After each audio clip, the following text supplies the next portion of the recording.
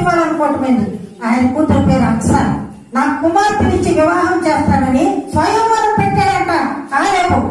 కాలేబు అంటే కుక్క అని అర్థం. కుక్క ఆ మాటకు అర్థం. ఒకవేళ మీరు ఎవరైనా రాసుకునే వాళ్ళు ఉంటే రాసుకోవచ్చు. కాలేబు అంటే కుక్క. కుక్కకి ఏమంటుందా ఒకసారి చెప్పండి, పెద్దగా చెప్పండి, పర్లేదు పెద్దగా చెప్పండి. ఇంకా విశ్వాసం కలిగినది. కాలేబు అంటే విశ్వాసం కలిగిన వాడని కుక్కతో పోల్చి ఉన్న నా మాటకు అర్థం. కుక్క ఒక్క పూట భోజనం వేస్తే అక్కడే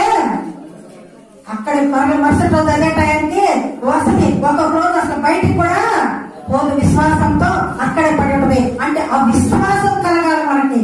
ఆ కాలేబు అంటే విశ్వాసం అని అర్థం వచ్చింది. అచ్చ అనగా అచ్చ కడియం, చేతి కడియం వేసుకుంటారు చూడండి. కడియం వెండి కడియం కావచ్చు, బంగారం కడియం కావచ్చు.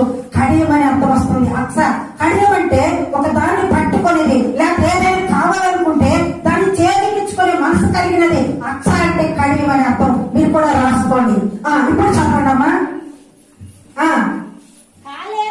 కాలేబు పట్టుకొని పొల్లబెట్టువాడికి, అదిగో చూడండి, నా కుమార్తె అయినా ఒకవేళ దాన్ని పొల్లగొట్టగలిగితే నా కుమార్తెని అతనికి ఇచ్చి,